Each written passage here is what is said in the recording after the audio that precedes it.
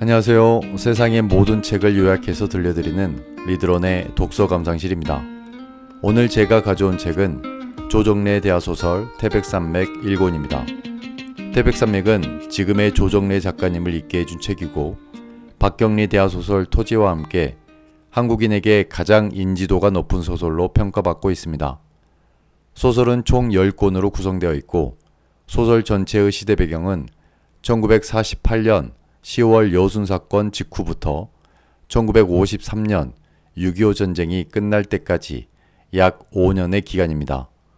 이 시기는 우리 역사를 통틀어 가장 이념적으로 민감했던 격동의 시기였고 이념과 사상의 대립이 민족과 개인의 삶을 어디까지 피폐하게 만들 수 있는지 보여줬던 혼란의 시기였습니다. 그러한 이념 대립은 남과 북이 여전히 분단된 상태로 존재하는 21세기 대한민국에서도 이어지고 있다고 생각하기에 대하소설 태백산맥을 요약하여 영상으로 업로드한다는 것은 저에게도 적지 않은 부담이었습니다. 그럼에도 이 책을 선택한 이유는 역시 이야기 자체가 가지고 있는 매력 때문이었습니다. 이 책을 역사 왜곡이 난무한 허황된 소설이라고 폄하하는 분들도 계시고 철저한 역사적 사건을 바탕으로 쓴 역사 소설이라고 말씀하시는 분들도 계십니다. 그러나 어떤 분들이든 이 책이 현재까지 860만 부가 넘게 팔린 초대형 베스트셀러 소설이라는 것에는 이견이 있을 수 없을 것입니다. 그것은 이야기 자체가 주는 힘이 없다면 불가능한 일입니다. 그 이야기의 힘에 집중하고 그 테두리를 벗어나지 않는 범위 내에서 소설 태백산맥 리뷰를 진행하겠습니다. 리뷰는 각 권 중심으로 진행되고 늘 그렇듯 역사적 배경, 소설의 줄거리, 그리고 저의 감상평으로 구성됩니다. 그럼 지금부터 태백산맥 1권의 리뷰를 시작하겠습니다. 먼저 역사적 배경입니다. 태백산맥 1권의 시대 배경은 1948년 10월 여순 사건이 일어난 직후입니다. 그러나 소설 속 여러 인물들의 회상과 대화 속에서 해방 전후의 상황이 등장하기 때문에 오늘 역사적 배경은 1945년 해방 전후부터 1948년 여순 사건 직후까지의 큰 흐름을 살펴보는 것으로 진행하겠습니다. 먼저 1945년 8월의 상황부터 시작합니다. 대세가 이미 연합국 쪽으로 기울어진 태평양 전쟁.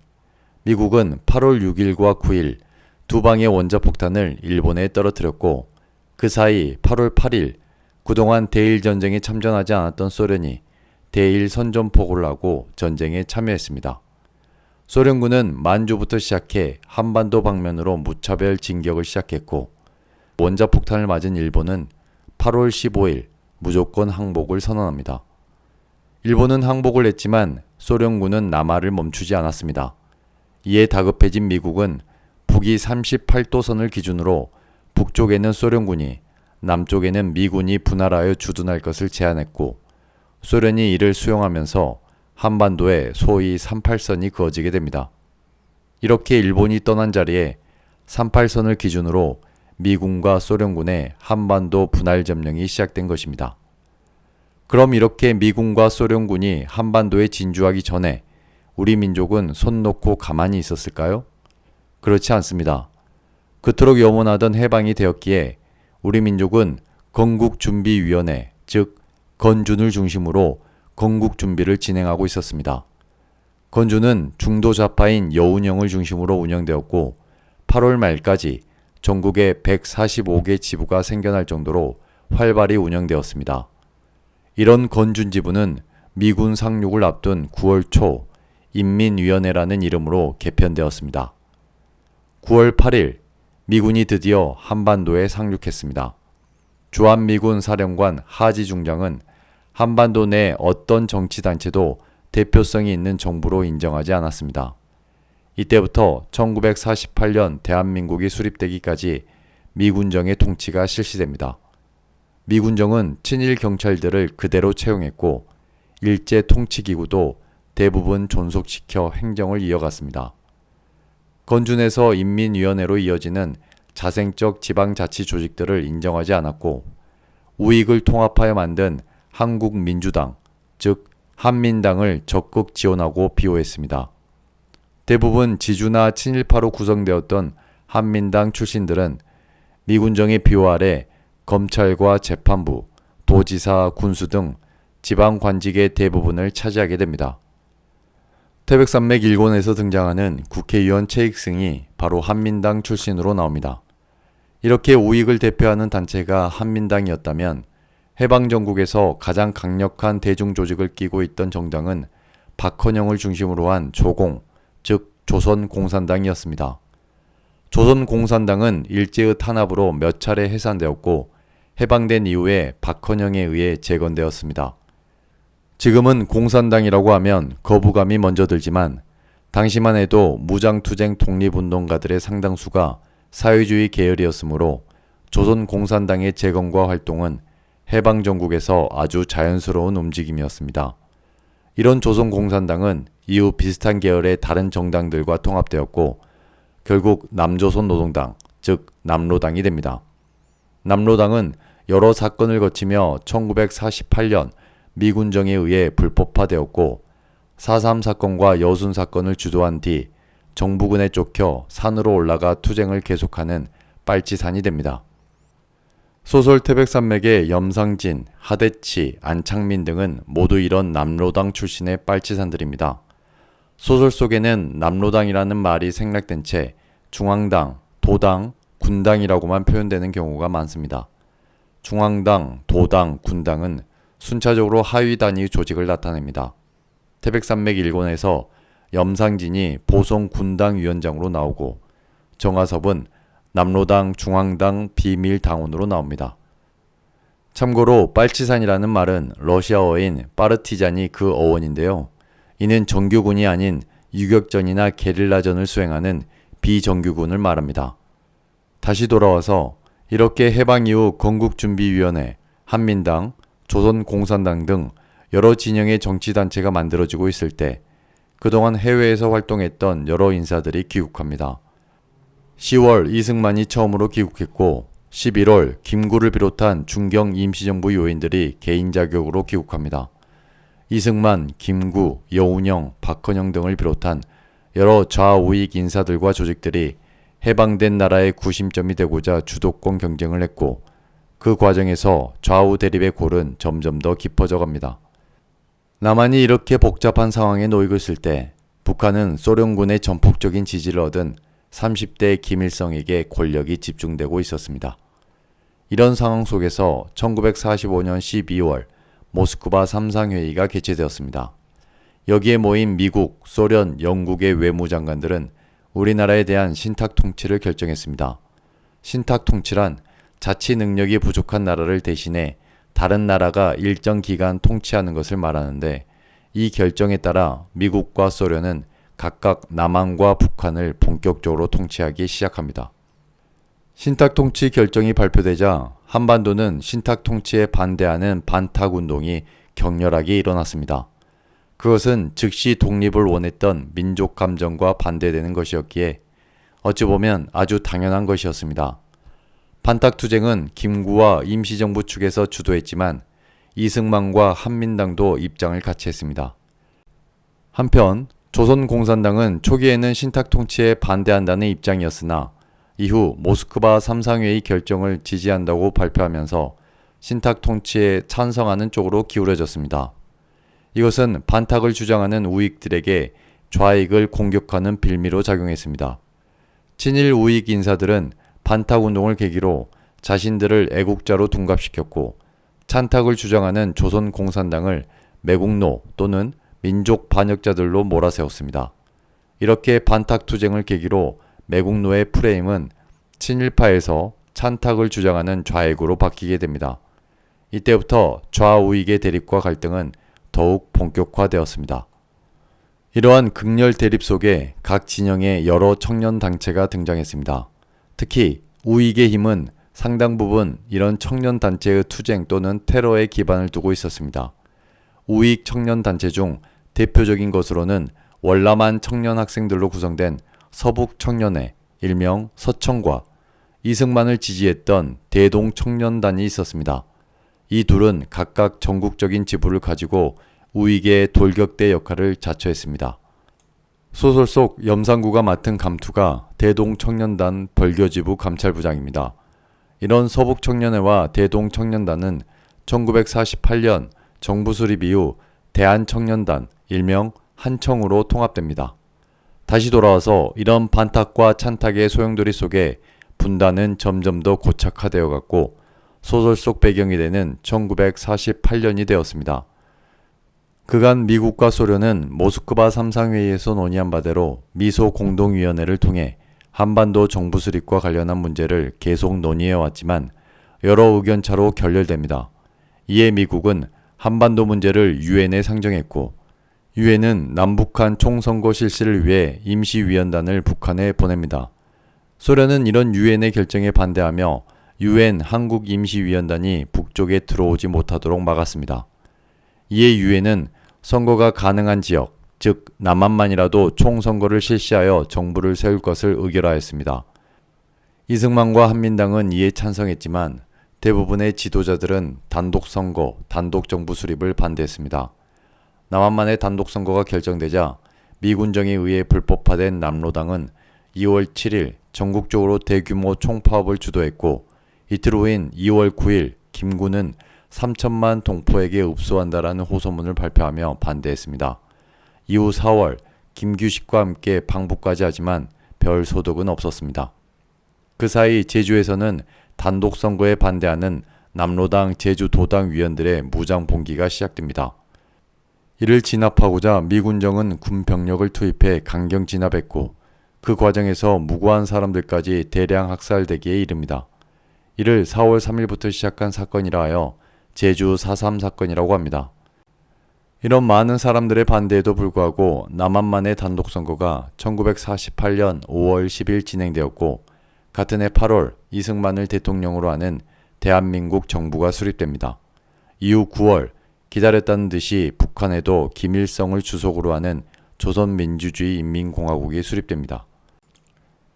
다시 제주로 돌아와서 4월 3일 무장봉기했던 남로당 좌익 세력들은 한라산으로 들어가 장기간 저항을 이어갔습니다.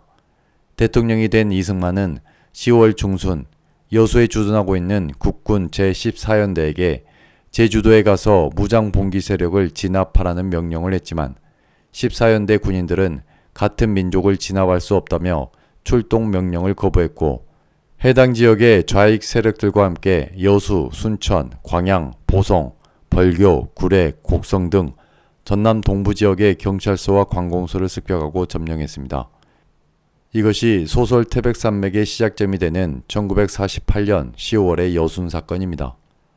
지금까지 우리는 해방 이후부터 여순 사건까지 한 걸음에 달려왔습니다. 지금부터는 여순 사건에 조금 더 집중하여 들여다보겠습니다. 이 내용은 소설 속 염상진과 안창민의 대화 속에서 드러났던 궁금증에 대한 답이 될 것입니다.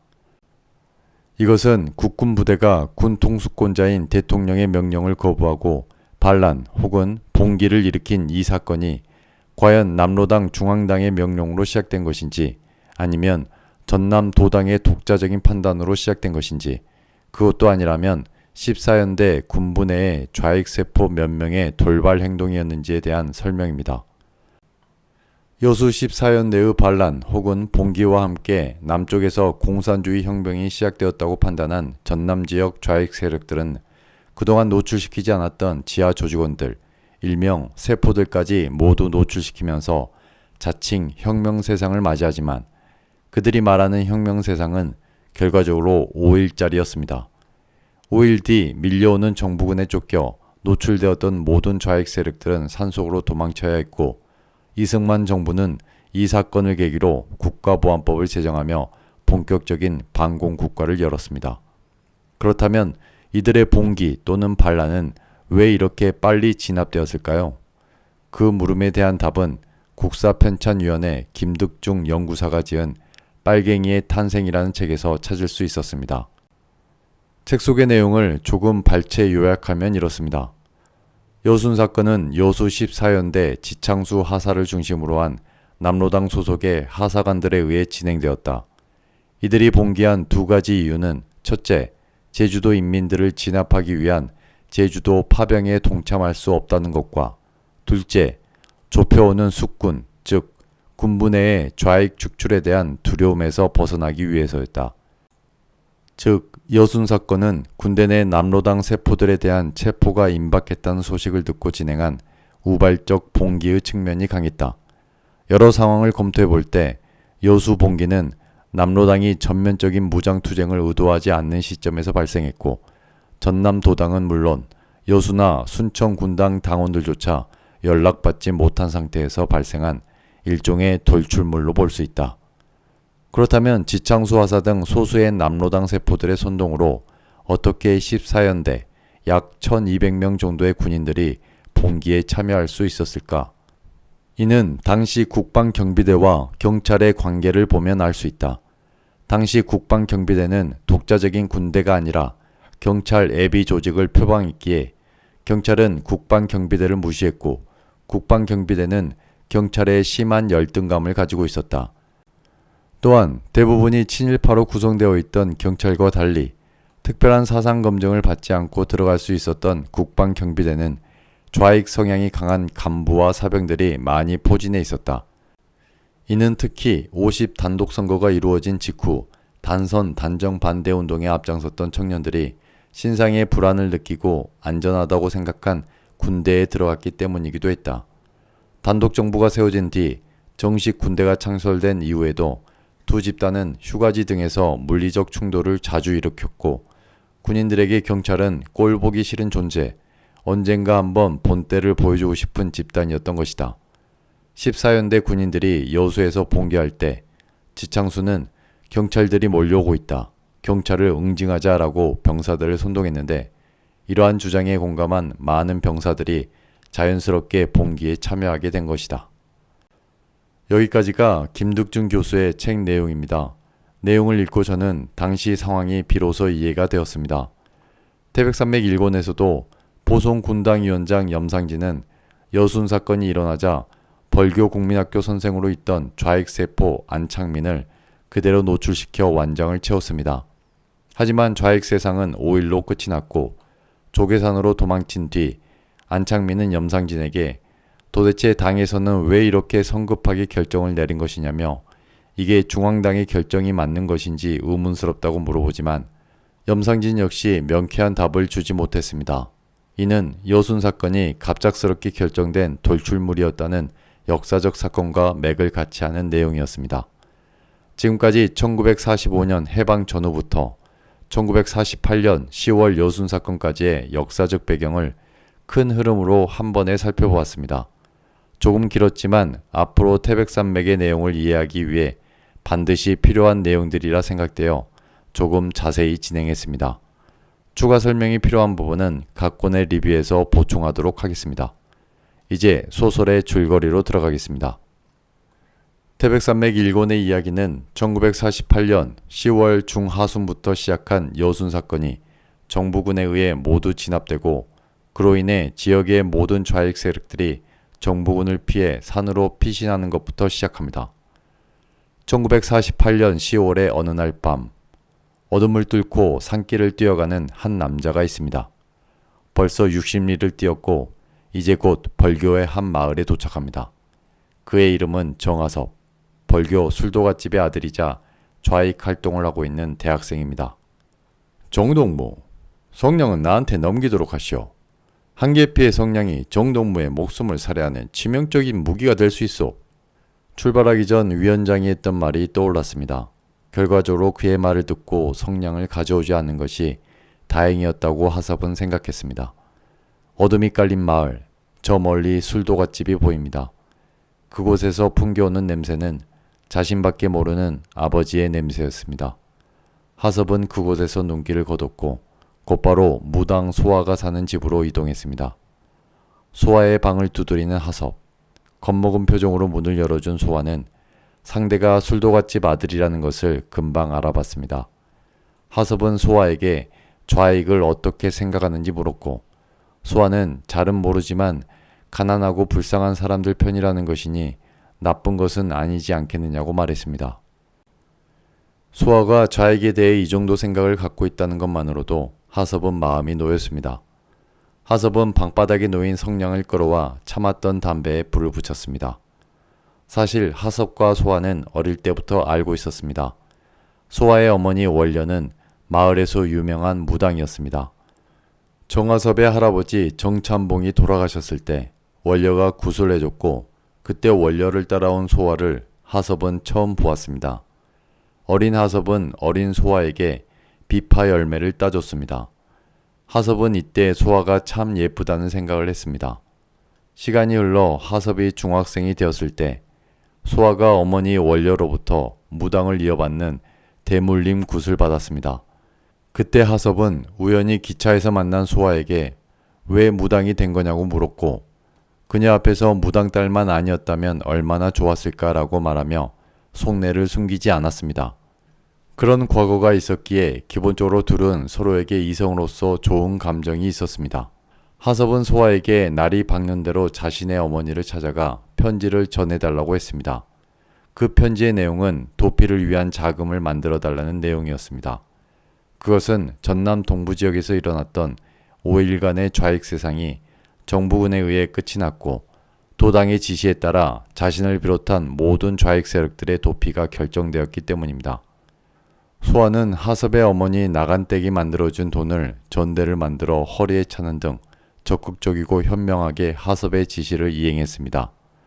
하섭은 임무를 마치고 돌아온 소아의 모습, 전대에 묻은 소아의 땀을 보며 여성으로서 소아를 바라보게 되었고 둘은 신을 모시는 신방에서 사랑을 나누게 됩니다. 그리고 그날 밤 하섭은 다시 어둠 속으로 사라집니다. 정하섭이 대학생으로서 남로당 중앙당 소속의 세포라면 지금부터 살펴볼 염상진, 하대치, 강동식, 안창민 등은 모두 남로당, 전남도당, 보성, 벌교를 담당하는 군당 소속의 인물들입니다. 한 명씩 살펴보고 자연스럽게 이야기를 이어가겠습니다. 염상진은 보성 군당 위원장입니다. 그의 아버지는 숫장사로 힘들게 두 아들을 키워냈습니다. 두 아들 중 첫째 염상진은 공부를 잘해서 사범대학을 졸업했고 둘째 염상군은 특유의 깡과 주먹으로 벌교바닥을 주름잡는 오야봉이 됩니다. 염상군은 뒤에서 다시 설명하기로 하고 여기서는 염상진을 필두로 한 보성, 벌교바닥의 좌익 인물들을 먼저 살펴보도록 하겠습니다. 일제강점기 시절 사범대학을 다녔던 염상진은 그 당시 대부분의 대학생들이 그랬듯 동경에서 건너온 사회주의 사상을 자연스럽게 접했고 이후 강하게 심취합니다. 사범대를 졸업했지만 일제 치하에서 학생들에게 일본 정신을 가르치는 것은 친일을 하는 것과 같다는 이유로 선생이 되는 것을 그만두었고 마을의 착한 지주 김사용의 도움을 받아 농사에 뛰어듭니다. 농부가 된 염상진은 중도방죽 간척지를 비롯한 여러 땅의 소작인들을 결집시켜 사회주의 사상을 전파시키며 소작쟁이를 이끌었습니다. 이후 몇 번의 감옥행과 피신을 거친 그는 해방 이후 남로당 군당 위원장이라는 직함을 갖고 철저한 사회주의자가 되어 나타났습니다. 이번 요순 사건 때 벌교바닥을 장악한 뒤 친일 지주들을 척결하는 작업을 주도한 것도 역시 염상진이었습니다. 이런 염상진 옆에는 늘 하대치라는 인물이 함께했습니다. 하대치는 키는 작지만 어깨가 떡 벌어진 체격에 벌교 씨름대회에서 3년 연속 준우승을 차지할 정도로 힘이 장사인 남자입니다. 그는 소작쟁이 활동을 통해 염상진을 만났고 그에게서 양반과 농민의 피가 다르지 않고 모든 사람은 평등하다는 사회주의 사상 교육을 받았습니다. 하대치는 소작쟁이에 가담했다는 이유로 징용을 당했고 해방 이후에야 돌아올 수 있었습니다. 해방 이후 다시 만난 하대치에게 염상진이 건넨 첫마디는 바로 하동무였습니다. 그때부터 하대치는 염상진의 든든한 오른팔이 되어 지금까지 함께했고 얼마 전 여순 사건 때 5일 동안 붉은 완장을 차고 염상진과 함께 친일 지주들을 처형하며 벌교바닥을 누볐습니다. 이런 하대치와 비슷한 성격과 전투력을 가진 인물 중 강동식이라는 인물이 있습니다. 강동식도 하대치와 마찬가지로 소작쟁이 도중 염상진을 만났고 하대치와 함께 염상진 부대에서 중간 책임자 정도의 직책을 맡고 있는 인물입니다. 강동식은 다음 권에 나오는 외서댁의 남편인데 이는 외서댁에 대한 이야기가 나올 때 다시 다루도록 하겠습니다. 안창민은 염상진의 사범대학 3년 후배이고 여순 사건이 일어나기 전까지만 해도 국민학교 선생으로 신분이 노출되지 않았던 소위 좌익 세포였습니다. 그는 이번 사건 때 염상진으로부터 신분을 노출하라는 지시를 받았고 붉은 완장을 차게 됩니다. 평소 조용하기만 했던 안창민이 붉은 완장을 차고 학교에 나타나니 다른 선생님들은 무척 놀랬고 과거 자신의 언행을 돌아보며 벌벌 떨어야 했습니다. 하대치가 염상진의 오른팔로서 조직에서 전투력과 훈련을 담당했다면 안창민은 염상진의 왼팔로서 조직에서 사상학습과 전략을 담당했습니다. 안창민은 염상진만큼이나 사상적으로 투철했고 예리했습니다. 이렇게 염상진, 하대치, 강동식, 안창민은 이 지역 좌익 세력들을 이끌고 5일 동안 벌교바닥을 누볐으나 대대적인 정부군이 투입되자 도피해야 했고 각자 자신들의 조언을 데리고 조계산 거점지로 집결하고 있었습니다. 하대치도 아버지와 아내 들몰댁과 작별한 뒤 자신을 기다리고 있는 2명의 사내와 함께 어둠을 뚫고 산으로 뛰어갔습니다. 먼저 와서 기다리고 있는 사람은 염상진이었습니다. 염상진은 하대치의 손을 잡았고 하대치는 그 손에서 작고 미세한 떨림을 느꼈습니다. 하대치는 사태가 절망적임을 직감할 수 있었습니다. 후퇴할 수밖에 없게 되었소. 뜨기 전에 수행할 임무가 있어. 염상진은 하대치와 대원들을 보며 말했습니다. 그것은 앞으로 투쟁 자금이 필요할 것이고 그 자금을 위해 마을의 친일 부잣집을 털고 다시 모이자는 이야기였습니다. 필요하면 해야지라. 하대치는 짱짱하게 말했습니다. 하대치는 염상진의 말이라면 언제나 적극적으로 동조하며 실행했습니다. 그것은 그간 두 사람의 세월이 만들어준 마음속 신뢰였습니다. 염상진, 하대치, 강동식은 각 조원들을 꾸리고 세 팀으로 나눠 마을의 친일 지주의 집을 습격했고 마련한 돈을 가지고 다시 조계산 거점지로 모였습니다. 산으로 패주하면서 염상진은 생각했습니다. 도대체 무엇이 문제였는가? 염상진은 지난 5일간의 점령이 결정적인 기회라고 생각했습니다. 군대 내 좌익 세력을 움직일 정도라면 혁명의 때가 완벽히 왔다고 판단했고 그래서 마을에 숨겨놨던 세포들을 모두 공개하여 완장을 채웠습니다. 대표적으로 안창민 선생이 그런 경우입니다. 안창민은 염상진에게 이번 5일간의 점령 과정이 과연 중앙당의 판단이었는지 그렇다면 왜 전남 도당이 투쟁할 때 다른 도당은 연대하지 않았는지 물었습니다. 안창민의 주장은 예리했습니다. 사실 염상진 자신도 그 부분이 명확히 설명되지 않았던 것입니다. 여수 14연대가 움직일 때 전남 도당에서는 각 군당의 연대 투쟁을 지시했고 그 지시에 따라 때가 왔다고 판단한 보성 군당위원장 염상진은 마을에 숨어있던 세포들을 노출시켰던 것입니다. 당시 염상진은 중앙당의 지시로 여수 14연대가 움직인 것이라고 생각했고 곧이어 전국적인 투쟁이 시작될 거라고 생각했습니다. 그러나 여순 사건으로 전남 지역이 활활 타오를 때 다른 지역은 조용했습니다. 그렇다고 중앙당이 개입하지 않았다고 단정할 수도 없었습니다. 중앙당의 비밀 요원인 정화섭의 출연이 그 증거였습니다. 이번 사건은 염상진에게도 아직까지 인과관계가 시원하게 설명되지 못하는 그런 사건이었습니다. 이렇게 염상진 부대가 조계산에 숨어들어 장기적인 야산대 투쟁을 준비하고 있을 때 마을에서는 피해 복수가 시작되었습니다. 염상진과 함께 산으로 들어간 사람들의 가족들은 모두 국민학교의 운동장에 모여 심사를 받아야 했습니다. 저 사람도 빨갱이라며 손가락질 당하는 순간 총성이 울렸고 다음날 다리 밑에서 시체로 발견되었습니다. 이곳의 중간 책임자는 대동청년단의 감찰부장 염상구였습니다. 드디어 태백산맥의 또 다른 주인공 염상구가 등장했습니다. 염상구는 염상진의 친동생이면서 또 다른 주인공급 인물입니다. 숫장사를 하면서 아들 둘을 키웠던 아버지는 형 염상진만 좋아했고 염상구를 대놓고 무시했습니다. 그때마다 상구는 형이 죽이고 싶을 정도로 미웠습니다. 염상구는 해방이 되자마자 혼자서 벌교바닥 건달패들을 모두 정리한 뒤 오야붕이 되었고 국가에서 뒤를 봐주는 대동청년단 벌교지부 감찰부장이 되었습니다. 청년단 감찰부장 정도면 순경들에게 인사를 받을 정도의 위치였고 건달패와 권력을 모두 쥔 염상군은 벌교바닥에서 무서울 게 별로 없는 위치가 되었습니다만 감찰부장을 넘어 청년단장이 되는 것이 지금 당장의 목표였습니다. 못 배운 것에 비해 상황 판단이 매우 빨랐던 그는 여순 사건이 일어나자 제일 먼저 몸을 숨겼고 다시 우익 세상이 되니 가장 먼저 국민학교에 나가 남아있는 좌익 세포들을 척결하는 데 앞장서고 있는 것입니다. 이 국민학교 운동장에는 하대치의 아내 들몰댁과 아버지도 함께 끌려와 있습니다.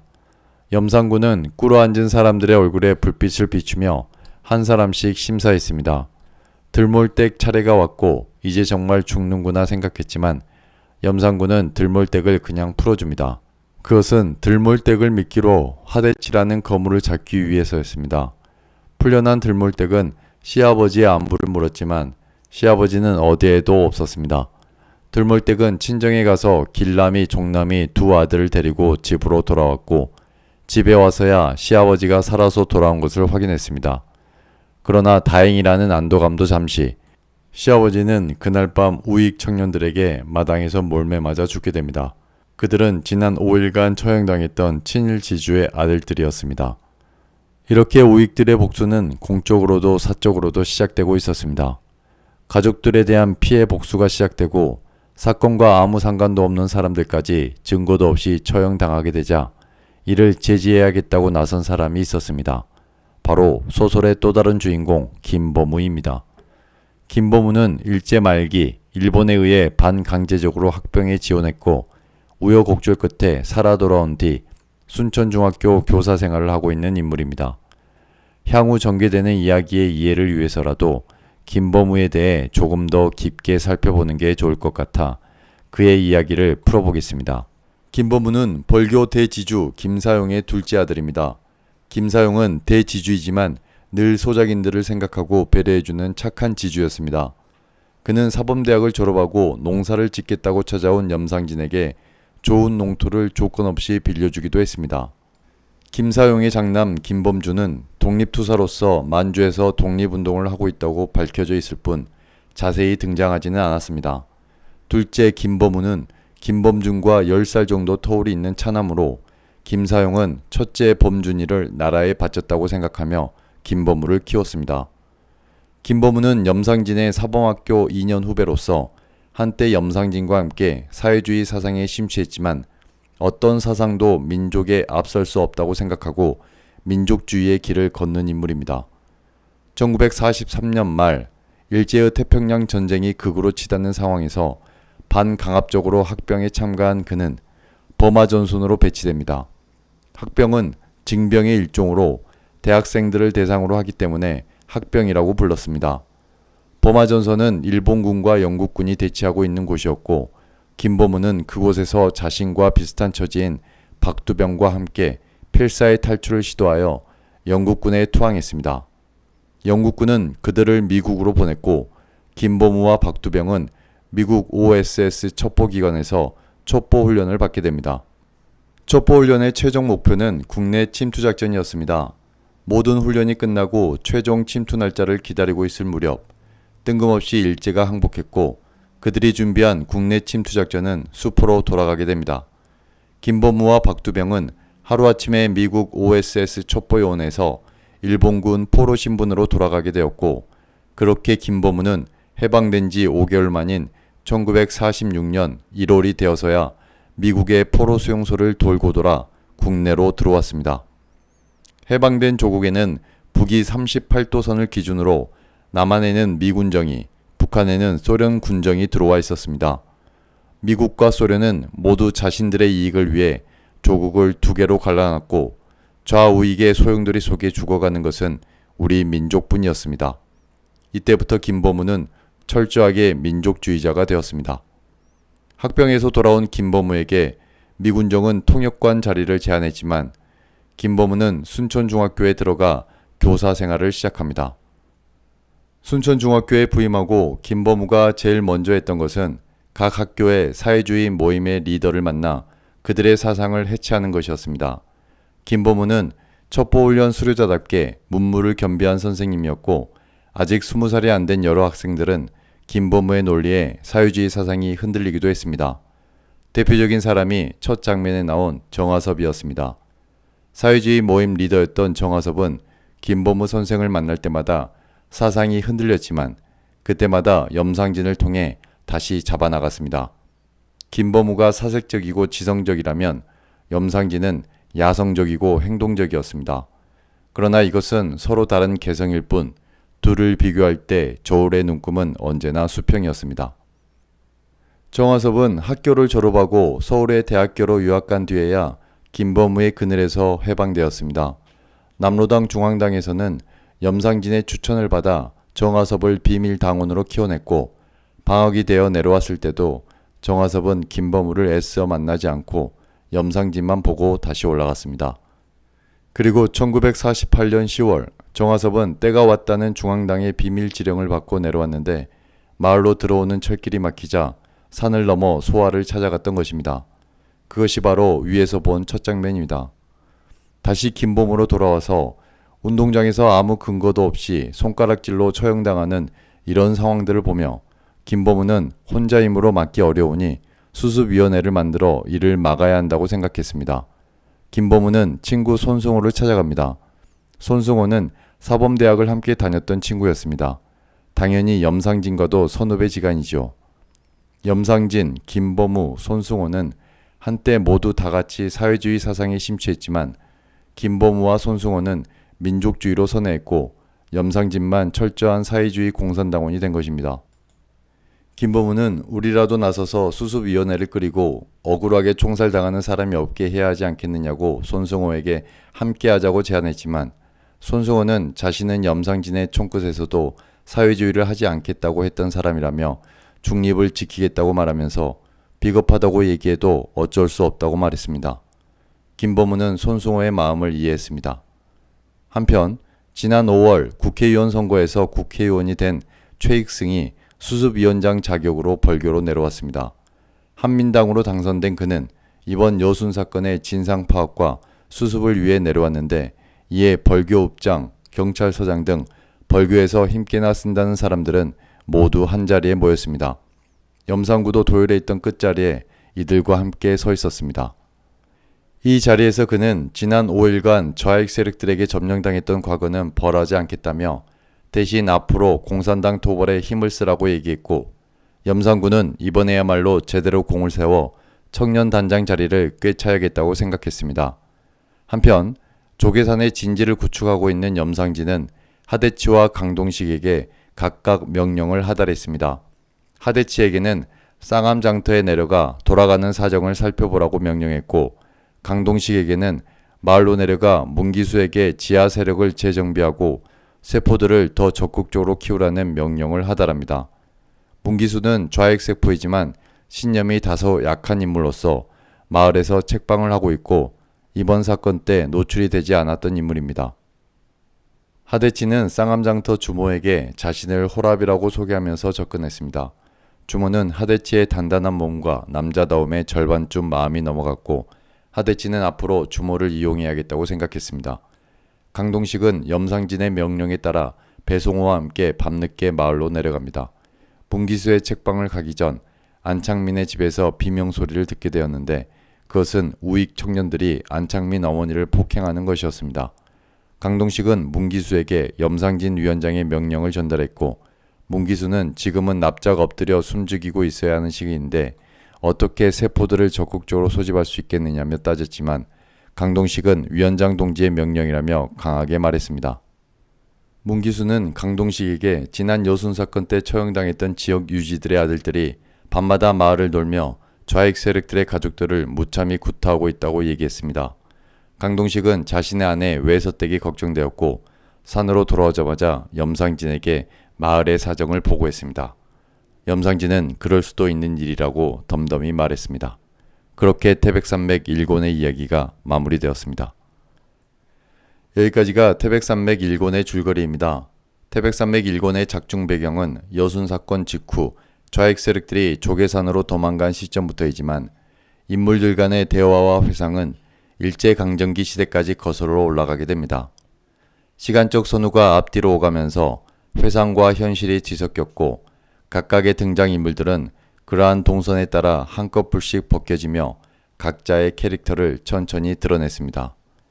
염상진, 염상구 두 형제를 기준으로 염상진이 있는 좌측에는 하대치, 강동식, 안창민 등 앞으로 극을 이끌어갈 좌익 세력들이 등장했고 염상구가 있는 우측에는 국회의원 최익승, 읍장, 경찰서장 그리고 좌익들에게 아버지를 잃은 윤태주를 포함한 5명의 젊은 청년들이 세워졌습니다.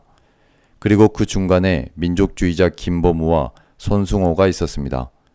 앞으로 이야기가 진행될수록 이들 좌우 양옆 그리고 중간에는 더 많은 사람들이 서게 될 것입니다. 이렇게 태백산맥은 자신의 경험과 신념에 따라 양극단에 설 수밖에 없는 사람들과 그로 인해 희생되는 사람들 그리고 그들을 이용하여 자신들의 이익을 취하는 사람들의 이야기가 아닐까 생각해봤습니다. 앞으로 펼쳐질 장대한 이야기가 기대됩니다. 오늘 리뷰는 여기까지 하겠습니다. 지금까지 유익하셨다면 구독, 좋아요, 알림 설정 부탁드립니다. 감사합니다.